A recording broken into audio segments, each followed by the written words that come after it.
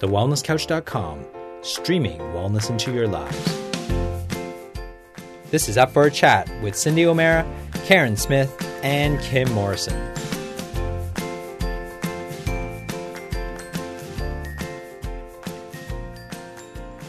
Here we are, up for a chat about the hottest topics that are important to you.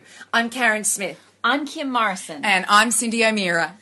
And today we're responding directly to a request that you guys have submitted to us.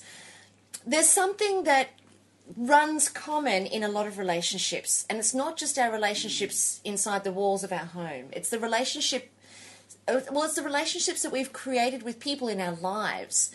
And you know, one of the biggest challenges that we face is that when we're experiencing expansion and growth and new ideas and, challenging the way that we eat, challenging the way that we think, challenging what we're doing with our bodies and, trying to implement new behaviours in our lives, we're on this great accelerated path towards feeling amazing and experiencing life as this amazing journey. But sometimes the people who are right beside us or who are experiencing that journey with us, they don't quite get the same momentum. And they don't quite get why we're doing it, why it's necessary, because, if it ain't broke, don't fix it. Sometimes they don't quite get that, or they don't get why we're going on the journey. Therefore, whatever we don't understand as humans, we tend to ridicule. And we tend to find reasons to justify why our beliefs about it being wrong is actually right. Mm. And we don't want to be left behind either. So particularly in our relationships, if we're in a relationship with somebody and here we are trying to change our mindset and change the way that we eat and change the things that we do, if we're in a relationship with somebody, our significant other doesn't want to be left behind. They don't understand why you're making the changes that you're making or why you're thinking differently or why you're refusing to argue about the barbecue. I love how you always bring that up. You can run, Cindy O'Meara, but you cannot hide. And if you missed the barbecue episode, we will let you know at the end of it which one that was. Yes.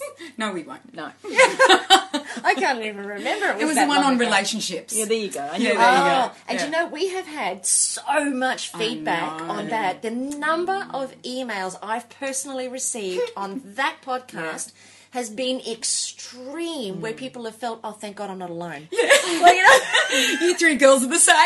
Yeah. And I thought, we're all the same. We all go through the same shite, And I think today's podcast is really about giving our listeners and also ourselves, because we learn as we share, but giving our listeners some tools to be able to be in their lives, to be with the change, and to also be with the people who are not making the change.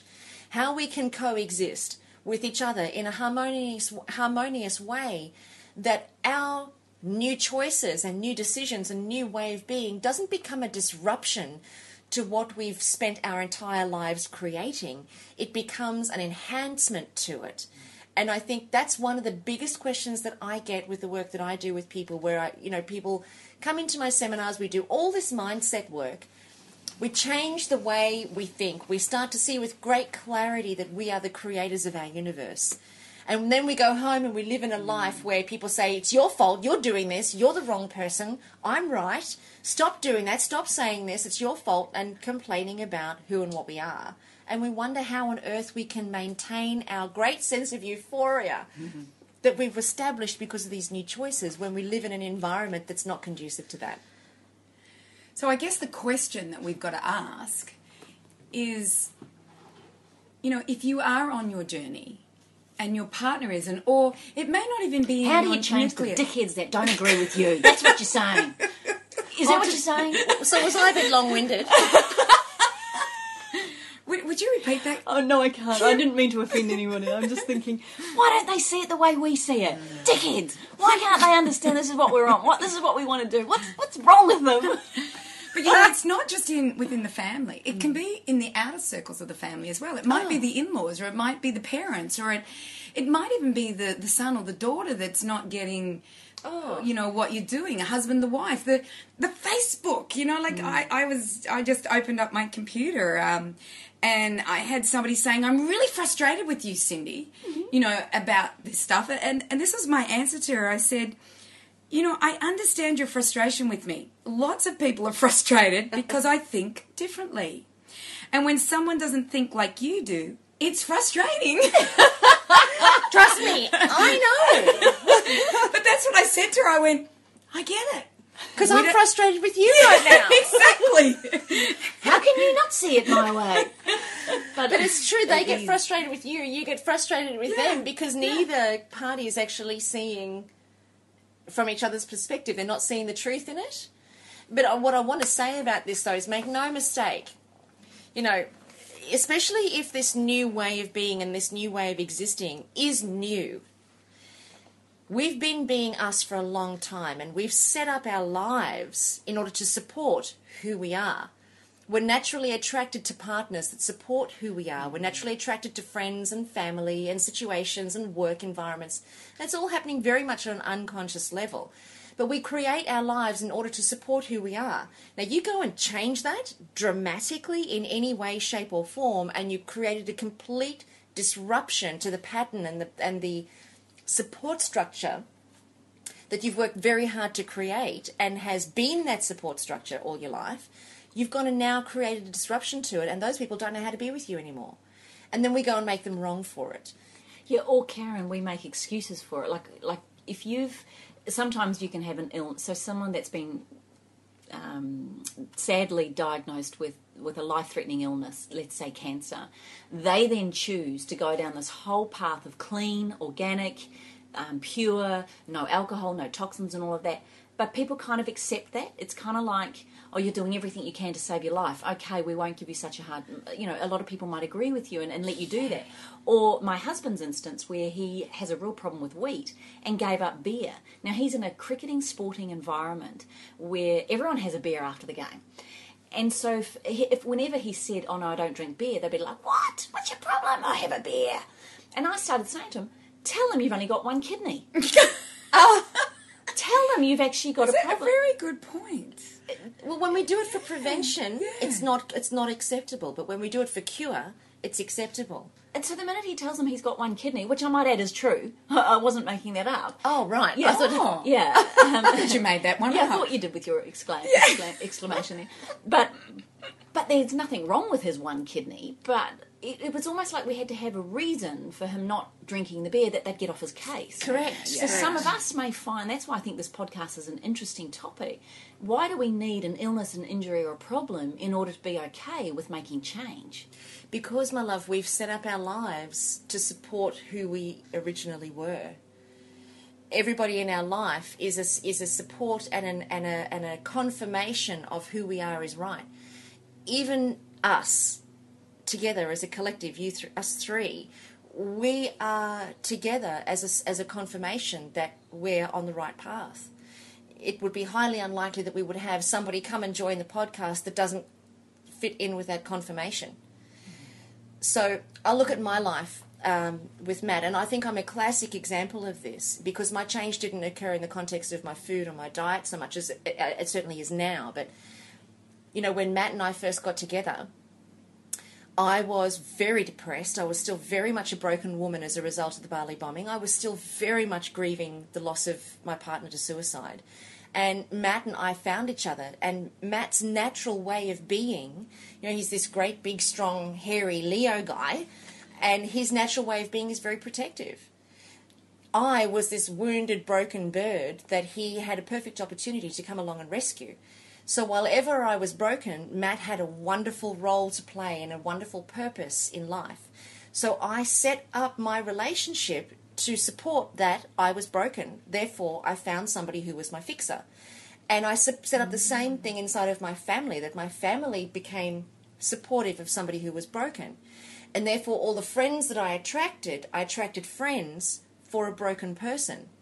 Now, when I started to heal mentally, I started to change mentally, and I started to buck what I had created to support that I was right, that the world was such a bad place to live in and I wasn't safe, therefore I needed to be protected.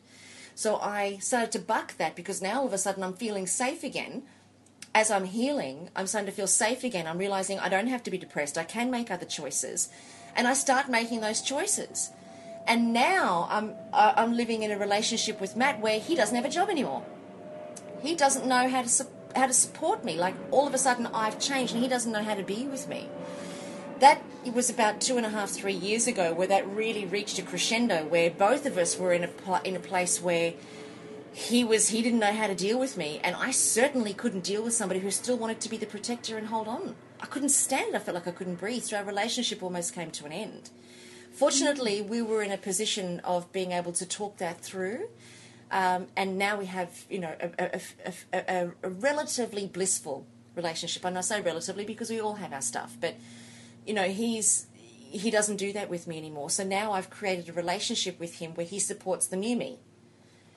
But that change is dramatic, and him and I, we obviously have a lot of work still to do together, which is why we maintained our relationship. But in a lot of cases, relationships will actually come to an end because the person going through a change has structured a life around them that supported the old them.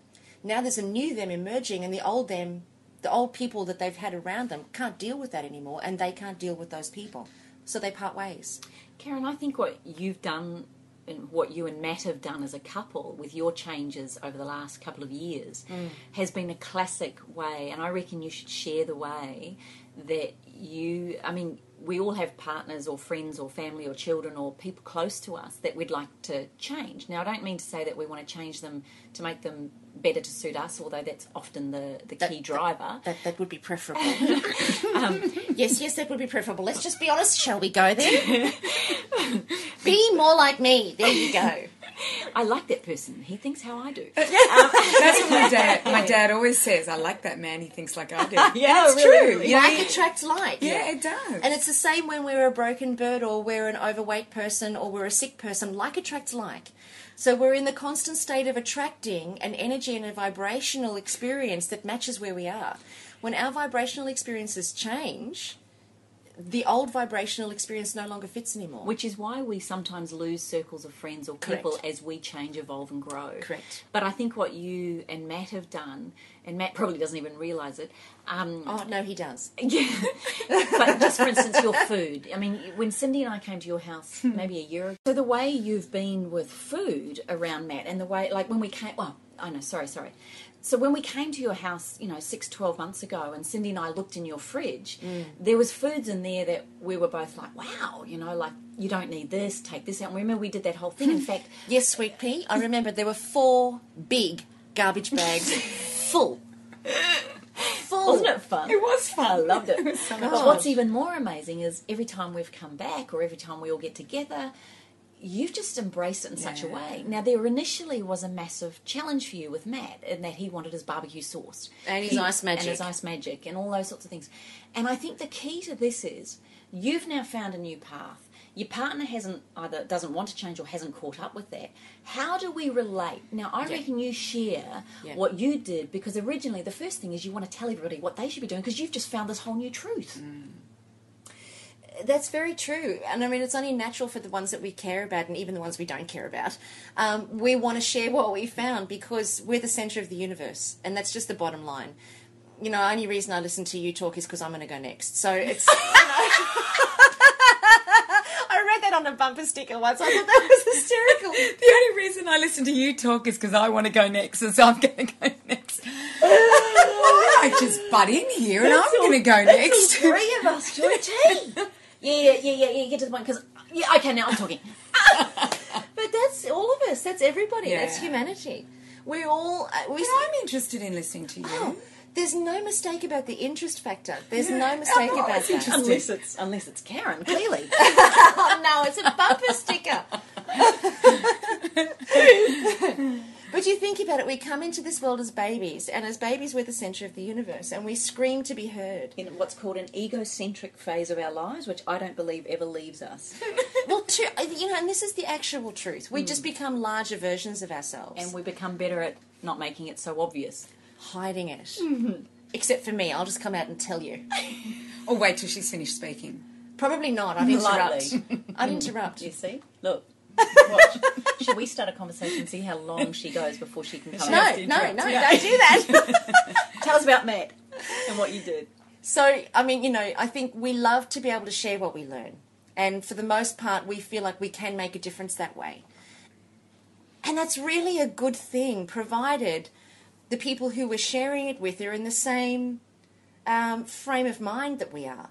But that's probably 80% of the time it's not the case.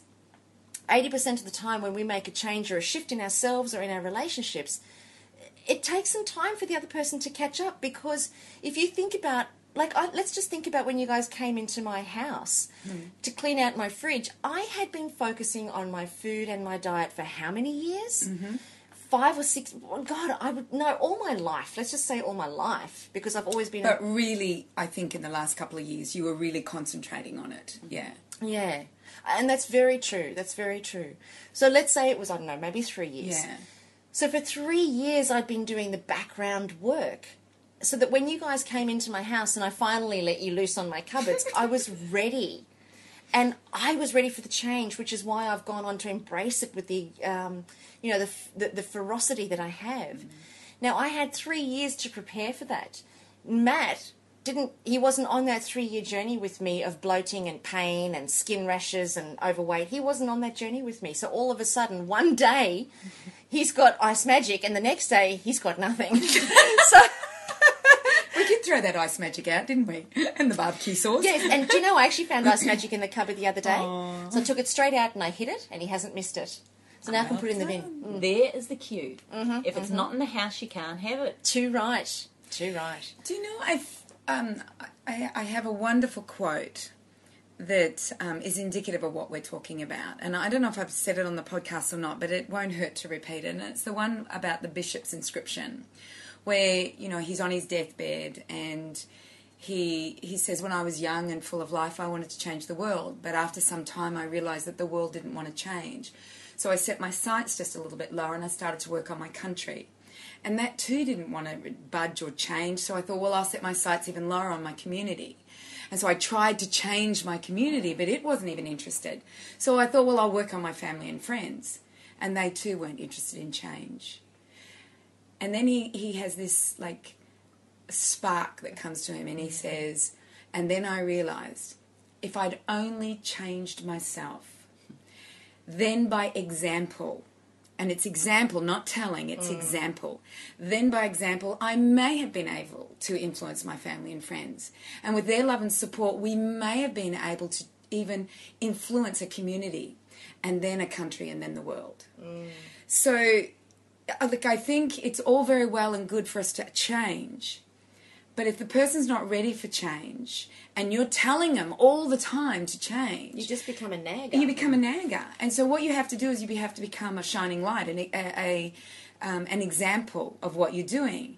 And then you'll find them saying, I'd really like to try that, or you're really looking good, and or what have you been doing What have lately? you been doing? Or I want what she's got, there's that, or I want what they want. And I think that is the thing, is you can't change anybody else. You have no right to change anyone else. The only right you have is to change yourself, and you're the only one that you have total control over.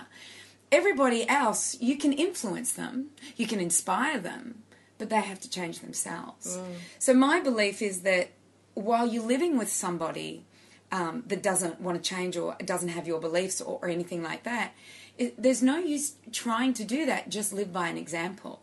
And then they may come to the other side, or they may not, and you may split and you may leave. And I think a really good thing that's happening at the moment is that I think couples need to have really good conversations about their beliefs. Because if you get it, we're not taught this as kids, that who you marry really has to have the same values as you. And I know there's those sparks that happen and the cells start to tingle and you have a lust that happens and then you fall in love and then you get married and you think, he's nothing. He doesn't even think like me, or she doesn't even think like, me. And so you end up in a relationship where your values are totally different. And I think if your values are totally different, then the relationship can't survive unless one merges with the other or the other one is influenced by the other. But Cindy, I think that in itself is perfection. Yeah. So I wouldn't We've even talked look about at that, haven't we? Yeah, and I wouldn't even look at you should marry someone with the same values. I think ideally you probably will. But over time, those values may change for each of you, and that's okay. Yeah. But like what Karen and Matt did, I think, or what they're going through is Karen is doing exactly what your Bishop quote's talking about. She stopped nagging him and telling him what he should and shouldn't be doing, and started living by example. And then every now and again when we all get together, you'll say something Matt's doing or he's not doing or he's not even noticed the ice magic's missing. And he's lost, as of this morning, 10 kilos. Yeah. Wow. I know. This is the extraordinary part. So you're absolutely right about our values and and that's often what can hold a marriage together or relationships together, I believe, when you are going through a bad patch, those values, those similarities, because it's through those challenging times that you need to call on those. But I think it's okay if relationships come to an end, because I wouldn't want to stay in a marriage just because we started out with the same values and now my values are completely open and new and different now, and yet you're not even wanting to go there or even wanting to educate, and yet you're complaining that you've got a sore back, you're complaining that you're always sick and tired, and I'm over that. I've actually found a whole new way of living and being that I think it's okay that if a relationship comes to a place where you no longer have those same values, that you can actually... don't get me wrong, I'm not trying to discount the relationship, but I think sometimes it's time to take different classes. Yeah, it is. Can I add a little bit of something to that, in that there are no mistakes and everything is perfect, as you said, Kim, everything is perfect. And as you said, Cindy, our values, for there to be harmony in the home, the values do have to have an alignment. But what I want to suggest about that is that there are no mistakes. And at the time that we connect, the values are in alignment. The values that we are capable of expressing and seeing and experiencing inside of each other, they are very much in alignment. Otherwise, the union doesn't happen. And it's not just about us from the context of, you look like a spunk, And I'll be honest, when I met Matt, I thought he looked like Ben Affleck and with much nicer legs. And Danny looked like Jean-Claude Van Damme. Yeah, right. Yeah, right, got it, yeah. Yeah, I can see that. No. Howie? Howard looked like James Bond. Nice. I can see that. Definitely James Bond. The Sean Connery version? No, because he was younger then. More the, what's his name? The latest, the Pierce Brosnan. Pierce Brosnan. Yeah, more that. Oh, especially when he had his suit on and his hair. And hair. He had hair then. Now he's probably more Sean Connery. That's why I went to Sean Connery. Yeah. How funny because we you know are. the older version. We are so funny. We are so funny. And now I look at Matt and he's nothing like Ben Affleck. And anyway, let's just move on from that. But there's something beyond that initial spunk, let's get married, you're hot, great personality, you make me laugh. There's something beyond we'll make that. good babies. We'll make good babies. There's something beyond that, I think, that makes the union perfect. And when we get to a point where we change, and we all change, there's no mistake about it. Every single human being goes through change in their life because the soul is in constant pursuit of its expansion. And it's in constant pursuit of its expression. We are in a universe that's in constant expansion, and we are part of that, physiologically and spiritually and emotionally and mentally. We are part of an expanding universe. So the body and the experience is in constant pursuit and in constant seeking of its expansion. So we're never not growing. Even when we think we're with people who don't grow and they're stuck and they're stagnant and they're not going anywhere and they're never going to change, they're always, staying the way that they are. Even in that state, they are growing in a perfect way for them. So sometimes what ends up happening is we go through this change, and the change is no mistake, and the person that we're in the relationship with is no mistake while we're going through that change. Because what we do while we're going through the change, notice, as we're going through the change, we question ourselves and we doubt ourselves. Am I really doing the right thing? Like, is this really fair income? Is it really right that I shouldn't be depressed? Like, what if being depressed is the only way for me to go? If I'm not depressed, who am I? Should I really lose weight? If I'm not a fat person, who am I? If I look in the mirror and I see slim, all of a sudden people are going to expect me to be successful. Oh my God, now I don't want to be successful because that comes with a lot of pressure that I'm not ready for. Or, I'm a person who's addicted to a drug or an alcohol, and if I'm not that, then what am I? So we create our lives and we create the people in our lives in order to support who and what we are. So then when we go through the change, we're going through the change, questioning it. But because we don't have the solid answers yet, because we haven't had enough time to keep it in practice and to see the results, those questions and those self-doubts we project out onto our partner and we say they're theirs. And we say, you're not supporting me, you're not believing in me, you're not telling me that I can lose this weight, you're not telling me that I can build this business. You need to be more supportive. And we project all of that out onto our partners and onto our friends and our family. And it's always the closest people to us that we hurt the most. But all that is a reflection of what's going on in ourselves. Nothing more, nothing less. Because we don't have a solid foundation yet. We'll get there, but it doesn't happen the day you decide to make the change. The solidity of the foundation needs to be built through constant implementation and practice and doing and being with it. Then we get the solid foundation where we can say, yes, this is my house and it is built on stone. Rather than, I'm just laying the foundations right now. I've just put the Rio down and we're pouring the concrete. And somebody comes along with their shoes and walks through your concrete. And you go, oh my God, you walked through my concrete. That's so unsupportive of you. But the concrete's not even set yet. Of course somebody's going to come along and walk in it. They don't know. They don't even know the concrete. They don't know it's not dry. Does that make sense? Absolutely. So we go ahead and we put all the blame and the responsibility on our partners. If we could only see, and this is what we spoke about in the relationship podcast previously, if we could only see that what we do is project our own insecurities and our own unsureties and our own fears or concerns, and they're unconscious, so if we knew better we would do better. But we project that out onto our partners and then we blame them, and worse, we leave them. Or we project it out onto our mother or our father, and worse, we disown them. And because we never get that it's our projection, those relationships are never healed. Because we've always got a reason to make that person wrong and why we were right for leaving them. Because now we're not only just blaming them for not supporting us, now we have to be right in justifying why we left in the first place. So it perpetuates the brokenness of that whole scenario. Matt and I was very fortunate, because I'm in this work 24/7. I was very fortunate to have lived with, you don't support me, you're not looking after me, you're not doing the right thing, you're putting me down. I lived with that for 2 years, and I live with this work every day. So I didn't see it for 2 whole years until it got to the point where I was ready to walk out, and he was ready to walk out, because there was absolutely no connection between the two of us until I got it. I don't know how I got it, but I woke up one morning and I went, oh my God. He's just reflecting my own concerns, because I was building this big business and I wasn't sure if I could do it. And I wasn't sure if I knew how to do it, because I'd been depressed. And I'd been a fat person, and I still had all my wires crossed up because I was still a sugar addict. So I couldn't even think clearly to think through it anyway, So when I did, get some level of faculty around me, I sat Matt down and I said to him, I've realised what I've been doing. We may still part ways, but I know now I've been projecting all of my insecurities of I'm not good enough, can I do this, onto you. And of course I feel that way. Therefore, every conversation I have with you is, oh, I'm not sure if this is going to work. Oh, God, what have I done? Or I'm spending all this money.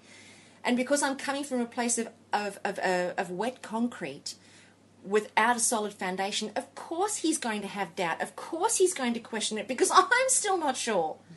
So he's naturally going to be reflecting my own questioning. But when I stopped questioning myself, and it was the day that I said, I'm not going to doubt myself anymore. I'm not going to question whether I can do this anymore, because I've had the desire, I'm taking action, I'm implementing it, and I'm going to trust myself. No one else has walked in my shoes before, so I don't have anybody else that can mentor me. I'm just going to trust that whatever I do will be right, and whatever decisions I make along the way will be the right decisions based on the circumstances at the time. I can't do more than that. And as I got comfortable with that conversation with myself, I could then go and talk to Matt and say, I've been making you wrong for not supporting me when I haven't been supporting me. Now, it's up to you if you choose to support me or you don't choose to support me. That's your choice, and I'm going to leave that with you. But I want you to know I am supporting me. I believe in me. I know I can do it. I know I have the wherewithal. Am I scared? Hell yes! Mm-hmm. And it would be really great to have a big, strong, hairy man next to me so that I've got somebody to do it with. But if you don't come with me, trust me, I am still going. And it was overnight. And I'm not joking. It was overnight. We sat down, and there's this neuro-linguistic programming technique that I do called values, and it's so easy, where we both work out what our top 5 values are in our relationships and our top 5 values are in our career. In our relationship, we didn't realize, but in our relationship, Matt and my values, identical. He just has loyalty where I have play.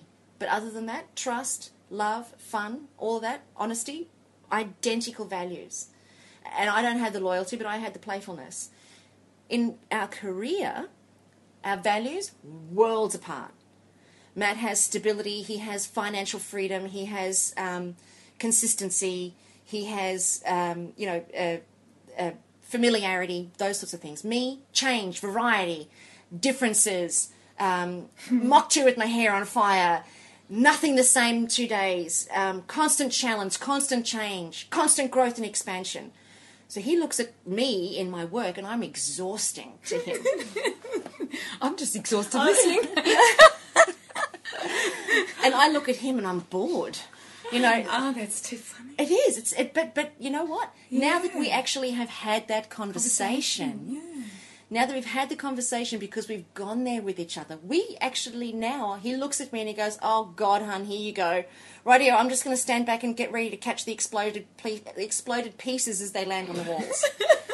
And then I look at him and I go, oh, for goodness sake, thank goodness you're so stable because I have no idea what tomorrow's bringing. You've got it all going. So, you keep going that path and I'll just be exploding in here behind you as you take the lead, keeping us safe. And it's a beautiful thing because now we get who we are in relationship and our relationship is never under question anymore. We never have to question it because our values are identical except for the loyalty and the playfulness. So I don't actually have to question whether I am in a relationship that meets me because I know that it does.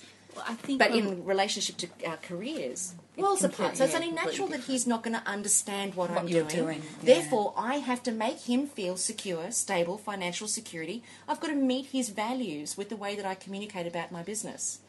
And his business, well, you know what? My business is so full. He doesn't actually have to meet my values of change and variety and mock to with your hair on fire. He doesn't have to meet that because I'm big enough to cover that for myself, It's a beautiful thing. I think what you've brought up is a fantastic point, that if we relate that back to how do I cope with someone who doesn't believe with me, my health changes or things that I'm trying to implement, I think what you've just said is nailed it completely, which is maybe a good exercise to do would be to sit down with the people that don't agree with you and express what it is. Like we have family meetings on Sundays and that's our chance to all express what it is that we're going through or what's on our mind. But I think if you sat down and even asked the question, well, let's say, like, I'm just going to use you and Matt as an example. Yeah, You've gone on this new beautiful path of self-discovery, healthier eating. Oh my gosh, every day and every time we're with Cindy, we learn something new, and then you want to go home and try it, and they're like, oh, for God's sake, what's this? Oh. What are you doing? I want my ice magic. I want my barbecue sauce. Yeah. But you could sit down together and actually ask one another, even as a family, what are you used to? What does health mean to you? I love that question. Yeah. What is healthy to you? What is a beautiful, healthy diet to you? And if they're talking about lean cuisine and light diet cokes and things like that, then you can actually say, well, now we can understand where we're coming from such a different viewpoint. Look, I'm learning this, and I always had, like, even when we were researching skincare, I had friends around us going, oh, as if they'd put those toxic chemicals in there if it was bad for you. And I started answering them with, show me the proof that it's not. Now, they hadn't even looked at anything. They're just going by the general consensus of what's believed to be good. So when I've said to them, okay, well, I'll show you the proof I've found. Can you show me proof that it is okay? And if they're willing to go to that level and go to that place of looking for and researching it, I'm happy to listen. Yeah. But if you're going to sit there and tell me, oh, as if they'd do that, and you've got nothing to back it up, and yet I've been doing this research and learning and growing, And I might not be right. But my God, I found a whole new world here that I'm questioning big time. So like you say, do you want to come with me on this? And it doesn't matter if you don't, because I'm going there. So I think as a mother, as a person, as a wife, as a partner, as a friend, on this journey, I think that the greatest stance we can make is, and I find it very admirable when I meet someone who will not eat meat and find out why, or when I meet someone who will not touch wheat and hasn't done for 15 months, I'm fascinated to know why. Or Danny now, who won't drink beer because he's got a wheat intolerance and he's only got one kidney. Make sure you mention that. But it's interesting and it's understandable to see why people are changing. And I think you've made some amazing points in there about stop trying to change the other person. Come to a place of understanding, perhaps, if it's worth it. Some people won't be worth it. And in Facebook, it's wonderful. You can ban them. You actually can wipe people out because sometimes that conflict and fight is too big and it's too personal and it's too harsh. Well, when you're also starting out on something new, to have a lot of negative feedback is very difficult to be able to cope with, particularly when you have your own self-doubt and you have your own questioning and you're experimenting and exploring. To have other people giving you negative feedback as well, it's hard to sustain your sense of direction in the face of that. But I also want to say around that, it's not a mistake. It's necessary in order to make you choose. Well, am I really convinced with this, or am I going to still go back to the way that I used to be? Well, that's what I was going to say. Like when they challenge me on it, I then go and do a bit more research. That's so right. that I can answer them a little bit more. Well, what you're doing is you're just adding extra foundation to your foundations. You're adding the structure now to your home. You're adding the roof to your home. You're adding the walls to your home and the windows to your home and the front door to your home until you have complete structural home that's incapable of being pushed over. But while ever the home, the concrete's wet and just the trusses are up and the structure is up, it can still be pushed over. So what we tend to do, unfortunately, is defend ourselves ferociously and make others wrong in order to maintain our structure. Can I give you an example? Cindy, I want to tell you this because you'll probably find it quite humorous. But as I've been on my path for the last, particularly probably always, but mainly when I fell pregnant, because that really made me question what was happening to my body and what I was putting into and onto it. But my family and friends, God love them, they've all put up with me on this big course of change and life and expansion. But there was one level where I've always loved butter, because my grandma loved butter and she always cooked with butter, and we only ever had butter because we actually couldn't afford margarine growing up and things like that. But when I was, learning and studying and things, and my family were all... They then got the barrage from me about how amazing this thing called Olivio was, because I felt in my research and what I'd seen is it was this margarine, but I didn't know it was margarine. I just thought it was basically whipped olive oil. I thought it was the best next thing, so I saw it as an unsaturated fat that was fantastic. So I went to town on my family and friends about how extraordinary this thing called Olivio was, this amazing new olive oil spread, because I thought it was better now than butter. And so I actually converted everybody, I think, around me onto, and they believed me. They thought, yeah, she's onto this. And now, well, not now, but it was only a matter of, I think, only a year or two later, when we were writing our second book, that we started looking at the hydrogenization process and what they do to create Olivio and margarines. And then that's when I really got to know you more. That I went, oh my God, I had it wrong. Oh my gosh, no butter is better.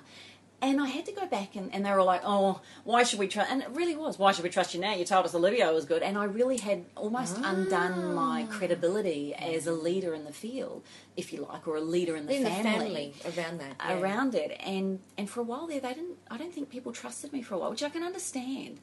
But I kind of stood true to it. And I think that's another key thing to this is if we do find something that all of a sudden we then feel there's another truth behind it, that now we don't agree with what we said, I think being humble enough and honest enough to actually say, you know what, I did get it wrong, and this is what I found now. What do you think? Rather than that dictatorial behaviour of telling people what they should do, I realised I stopped telling people what they should do and actually started focusing on me. And that's what Cindy was saying earlier, is be the example for people rather than being a people's teacher, because nobody can be taught anything. We can't teach anybody. How have you coped with this, though? Like, you've been on this path for 30, 40 years telling people what you found and what you believed. You've had people fighting. You still have people fighting you. And we weren't even ready to hear what you have to say 30 years ago. No, and you have to realise I come from a family that thinks this way. So I've always had the support of my family. You know, like, so my mother, my father, my sister, and my brother, we've always been the same, and we've always thought that way. So there's always been that support. And I think if you have the support of your nuclear family, it's quite good. When I met Howard, he was a 12 sausage, a packet of bread a day boy. Really? Yeah. Oh my Oh God. my God, look at him, the guru. Yeah, I know. It's amazing, isn't it? 12 sausages and a packet of bread? Yep. 12.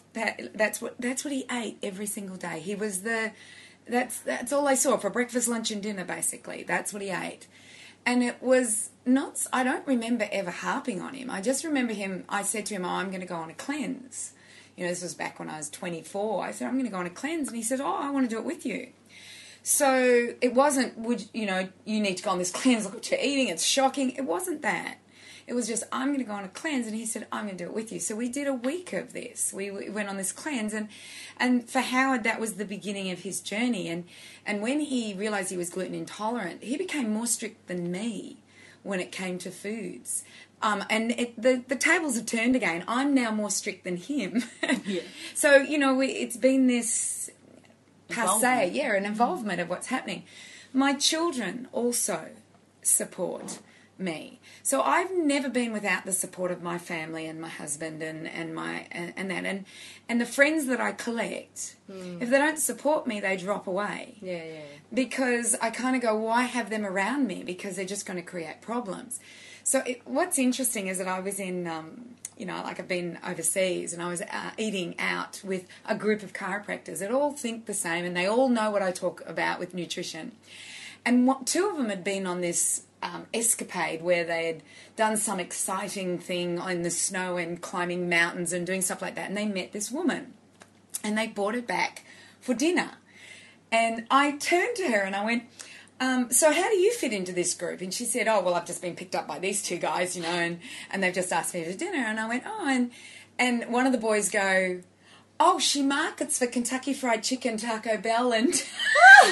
Oh, no. Taco Bell and Pizza Hut. She's the marketing manager in the UK for these three chains. And I went, ooh.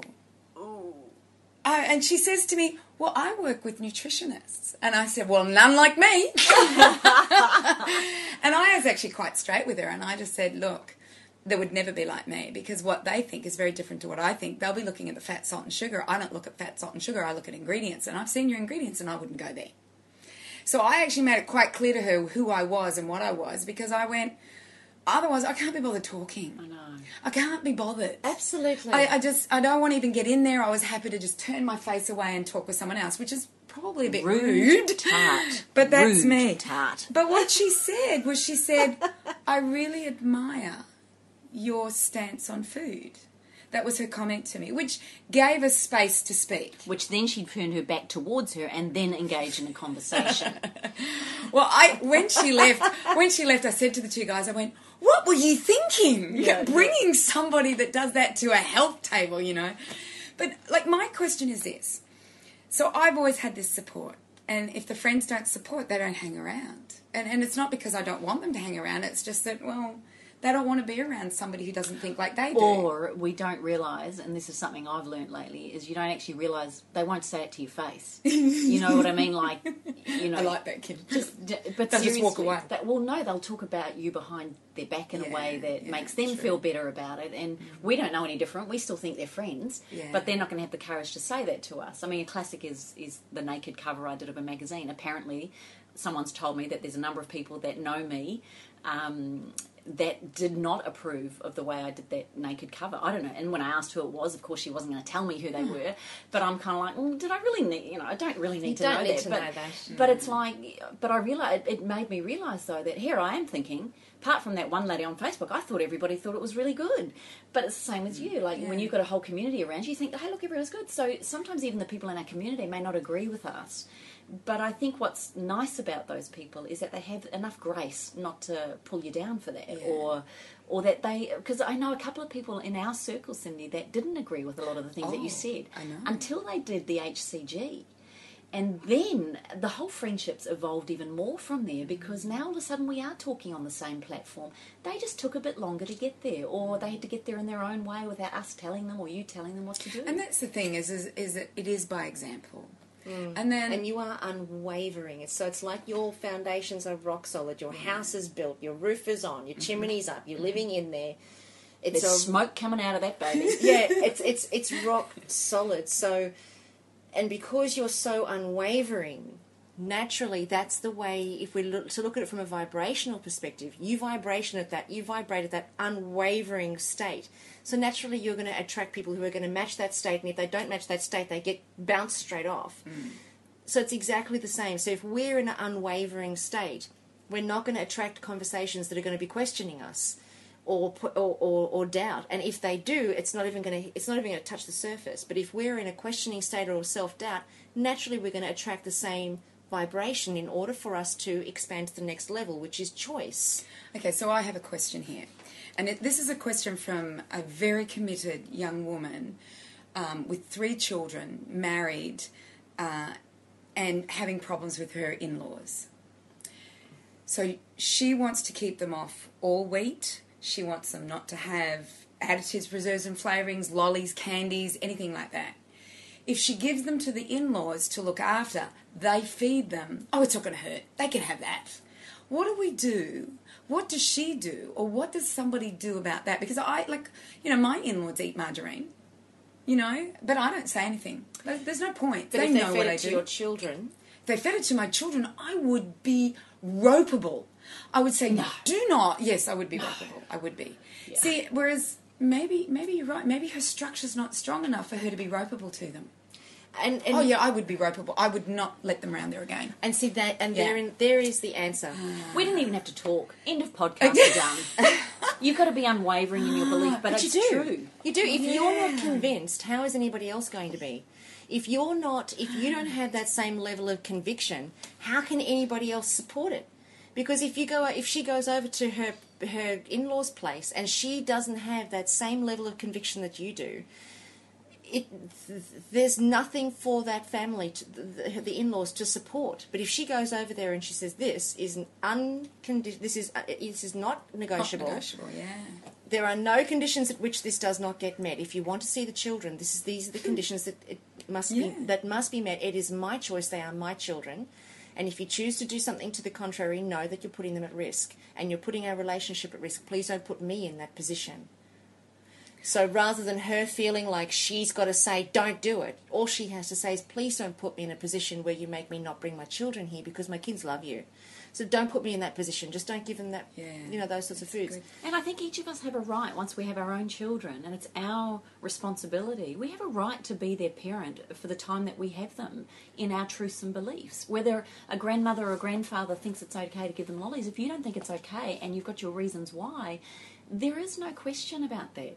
Just because they're the hierarchy, or just because they're, seen in the maybe matriarchal in the family, I still believe there's an utter respect. And I know for a fact that if you were dropping your children around and you knew Margarine was in the house and you told me, I tell you what, when you walk back out that door, I'd be going, sure, I don't want to be on her bad side, right? That's how unwavering you are. Yeah. And I've have that with my own family. It's powerful when you get like that.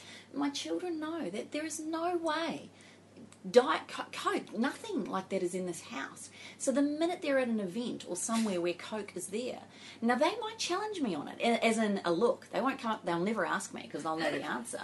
But they might have been getting, they'll go, oh, it was there.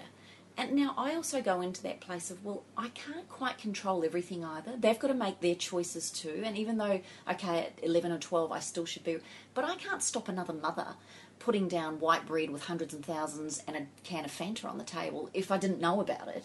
And then my children are going to make that choice. So then it becomes a learning of, my gosh, are we having a health expression here because you're not feeling so great? Let's have a look at why. And I don't believe there's any accidents by having in-laws like that. It really challenges you on your beliefs. Why do some of us refuse to let kindergartens or schools put sunscreen on our children? I always told them, do not ever put sunscreen on my children. But they said, well, it's law. We have to put sunscreen on your children. I said, well, I've put it on myself. And often, I might not have, but I would go to school and say they've already been screened. I've done it already. Now, and I had to sign a form to say that I had, but I would take that course because I didn't want their Skin Cancer Society sunscreen on my children because I know the chemicals that are in it. That's that unwavering thing. I stood that they knew, don't stuff with me. And if my kids ever came home and told me that they'd had sunscreen put on them, I was up at that kindy, or I took them out of it. There was one school I took them out of because I did not agree with what they were doing. And it's only we only feel that lack of support and negativity around us when we're not supporting ourselves, when we're being negative towards ourselves. Because that's just how life is. It always shows us what we need to learn. Life is always a reflection of what's going on inside of us. It always is. It's always happening, and whether we acknowledge it or not doesn't make it less true. Life is always an expression of what's going on inside of us. So if there is any doubt or questioning around our beliefs or how we're feeling, that will be reflected to us and the people around us. So the way to fix it is build your house quicker. Put more investment into getting more experience. Get your foundations laid. Get your walls up. Get your roof on as quickly as you can. You know, and get the experience so that you know what you're choosing is right. Because when we first make a choice, we don't know if it's right or not. We haven't seen the results. Once you start to see the results, go after more results ferociously, and that's putting more foundations, more roofs and walls on your home. And then when somebody questions you, just like you girls are, no matter what the topic, whether it's about your children, whether it's about the dogs, whether it's about a business, whether it's about a new adventure, it doesn't actually matter. Once a person has that level of conviction inside themselves, the world reflects that, and the people closest to us reflect that. So if we could just be patient and not leave our relationships before we get to that stage, then we would have something more substantial to work with, as opposed to stacking on that the world's not right, therefore I have to become more defensive. The number of people that I see who are in constant defense of themselves. Defensiveness is simply a mechanism to mask our own unsurety of a situation. Just means that a word? Unsurety? Yeah, I could spell that. Unsurety of that? Unsurety? Unsurety. Unsurenessity. Let's go there. That's even better. Hey? Can I ask you both then? Let's give our listeners some examples. We've got our 2 kids at home, girlfriend's arriving, and she said she'll bring dinner on the way. She's arrived and it's McDonald's. And it comes out on the table. Yeah. So that wouldn't happen. No, I know, but let's say it's a new Let's mum. just say, Let's say it's a new mum at and we've school. had a new decision made Yep. in the house. We've just decided that we're not going to do any of that in the Yeah, house. and It's so we brand used new. to, we may have, let's say it's a brand new truth that we've all decided as a family, no more McDonald's. And yet we arrive at the first function we're at, the girlfriend turns up, she says she'll bring dinner, and it's McDonald's. How do I turn around now? I mean, I know what I'd say, but I'd like to ask you two, what would you say when that arrives? What would you do? Okay, I'll answer. You answered. I'm like, Okay. I'd be dumbfounded. But that's only because I'm in my skin, and I'm a nutritionist, and no one would dare do that.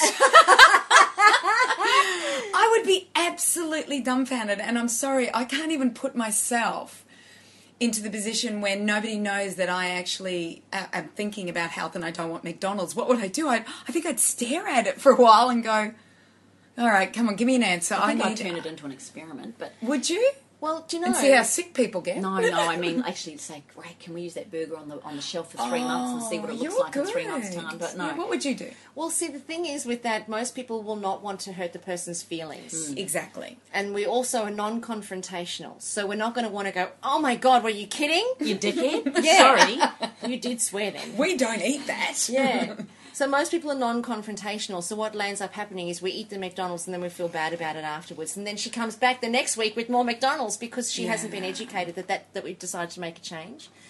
So I think it's at that point that it's an opportunity for us to put a wall up, to build a structure, to decide to build the bathroom in our home, or the laundry, just a small room. We don't have to build the lounge room or the kitchen, or we just build the bathroom in the structure of our home, where we actually state our claim for what's right for us. Well, I can tell you this. If this happened to me and she arrived and she sat there with him at McDonald's, I know I wouldn't want the confrontation. I wouldn't want to be mean and awful. Yeah. But I would humbly apologise Yeah. that I hadn't made myself. So my conversation would go something like this. Oh my gosh, Mary. Oh my gosh, I'm so sorry. I should have been more clear. We've really made a decision in our family not to have McDonald's, and we're standing really strong with that. I am so sorry. Do you guys want us, do you want to take that all home? And do you want to have that for you? Because I don't want to make her wrong. Yeah. Do you want to have that for you guys and take that? And I'm going to whip up some scrambled eggs on toast. A bit boring, I know, but I'm going to do that. But are you okay with that? Because I'm so sorry. And she might go, oh, really? Now, if you say it in a gentle enough way without condescending or knocking or telling someone dictatorial, then if you say it that way, they're going to feel bad for bringing it, maybe. Or they're going to go, oh, my gosh, what's wrong with it? Then you go, my next question would be, and I've had this happen, you really want me to tell you what's wrong with McDonald's? I said, look, that's a whole conversation. I'm happy to share it with you, but the information and stuff I have learned about McDonald's is actually frightening. And I don't want to freak you out right now. And we're having an afternoon tea with the kids.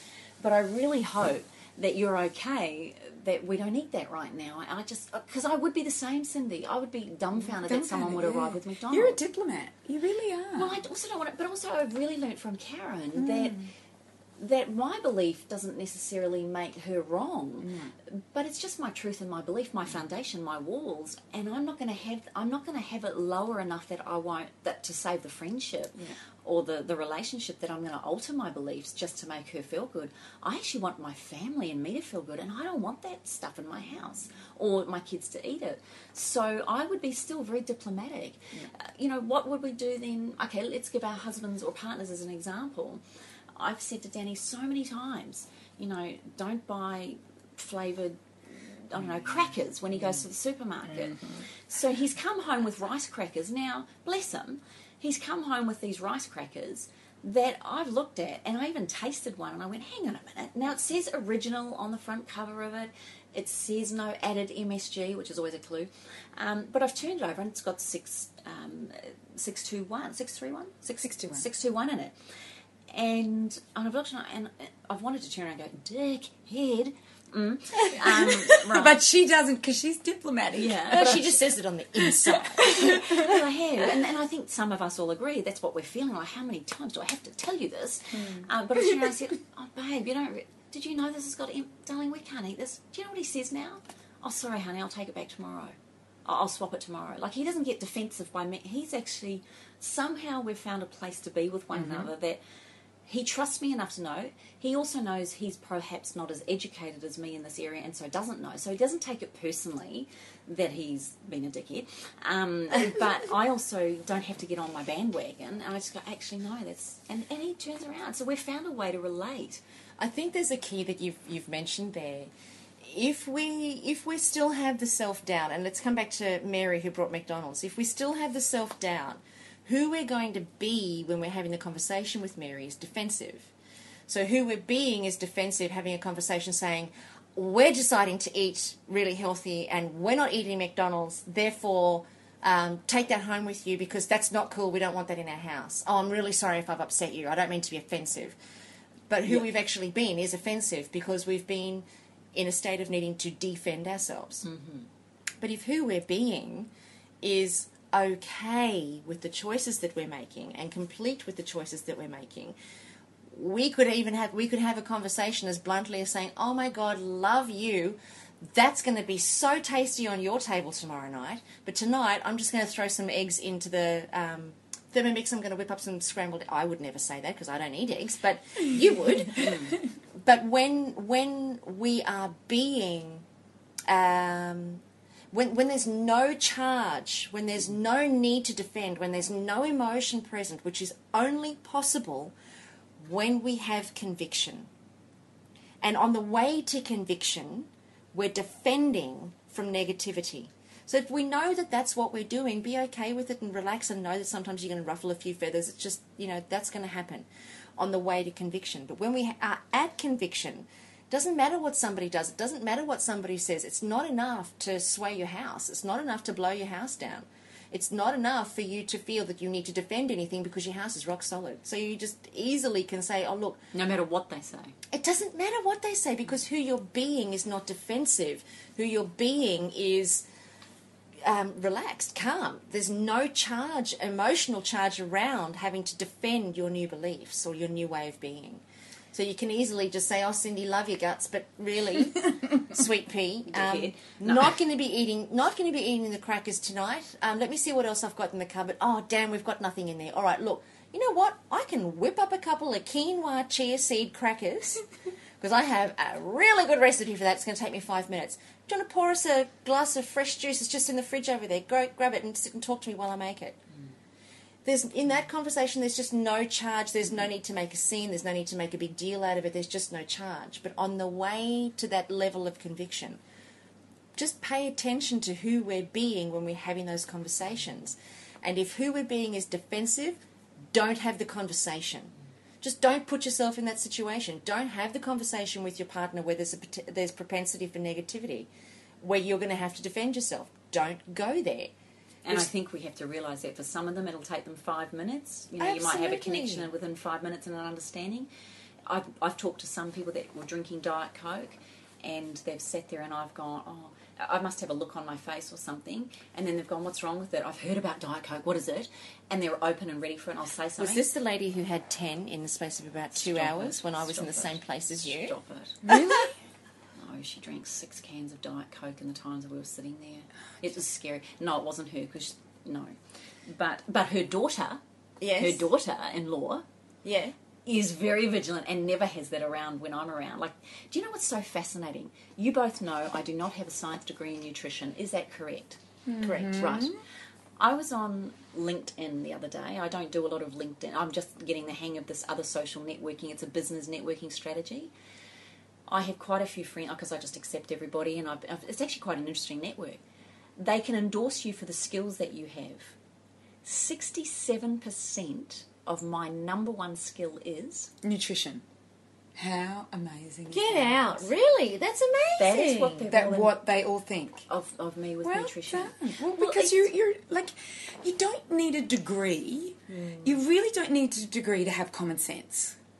You know, common sense comes without the degree. And the thing is that we have no common sense anymore, do we? It's like you have to have a degree. Like, there are people that have a degree and they've been going for 10 years on their degree but have no common sense. What you have is that you've collected the knowledge and the information and you put common sense in there, and it makes sense, doesn't it? Well, I was a bit blown away because I'm not a nutritionist. I never write I'm a nutritionist. Yeah, but you always talk about food. You're a foodie. And I love, Cindy, how you say it's common sense. Because it's just common sense. It's like, yeah, well, everybody should know that. It's just common sense. But common isn't common anymore. Common sense isn't common practice. Common isn't common anymore. What's that statement? Enough about education. There's plenty of intellectual derelicts out there or something. It's cute, isn't it? There is. And unless you really put it into practice and really put some common sense into it, then you're going to be tied up in all the crap that's going out there. And this is the problem about being rock solid now, is that the rock solidness that we're trying to achieve keeps being eroded away by the latest scientific research that actually shows that there's nothing wrong with Diet Coke or margarine. So I think at a point that while you gather all your information, you have to have a philosophy. Yeah. And that philosophy will guide you and steer you to the right information that will make you more rock solid. Sometimes blindly, hey, because you're kind of going along with it. As long as your philosophy and values are there. If your philosophy's there, I agree. That's beautiful. Yeah, if your philosophy's there, I really believe that no matter what is happening on the outside of you, you have a philosophy. And yes, there could be this research here and this research here, but this doesn't make any sense to you because that's not a real food if you're in the real food movement, Yeah. So how could margarine be helping with heart disease? Or how could Diet Coke have anything to do with diabetes or making the body healthy? Because what we have to do is we have to make the environment of the body healthy. How could Diet Coke do that? It can't. There's just no way that it can do that. Common sense tells me so because it's a chemical and it's flavoured and it's got all these things and it's manipulated by man and it's not something that we evolved to eat. So you have to go through all of this, this through you. So to become rock solid, I think a philosophy is really important. So philosophy could even be our foundation. Yes. In that analogy, the philosophy is the foundation because that holds the house up. And then the walls is the Absolutely. education and the experience, but the foundation is the philosophy. I love that, Cindy. And the smoke out the chimney and the whole house looking fantastic is your expression of that.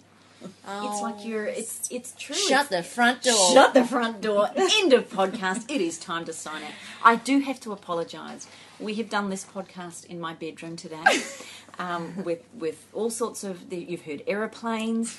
I've dropped a few things. Just my apologies, but just you are a fly on the wall with us three in these moments. So jump onto our Facebook page and give us your comments, give us your feedback. It's at facebook.com/up for a chat. And also don't forget to jump onto the wellnesscouch.com/up for a chat. And post your comments there, post your thoughts. You know, this is our experience of what what it's like to live in a life that's that's changing around you or where you're changing. So tell us about your experiences. Tell us about where you've tried to make changes and the challenges that you've had. You know, none of us are alone. So come up and share them with us. We'd love to interact with you on that. So join us here as your professional reminders on Up for a Chat next week and be a part of the ripple effect that's changing the world. Bye for now. This has been a production of TheWellnessCouch.com. Check us out on Facebook and join in the conversation on Facebook.com/TheWellnessCouch. Subscribe to each show on iTunes and check us out on Twitter. The Wellness Couch, streaming wellness into your lives. Hi, this is Dr. Lawrence Tam from Inside the Champion's Mind.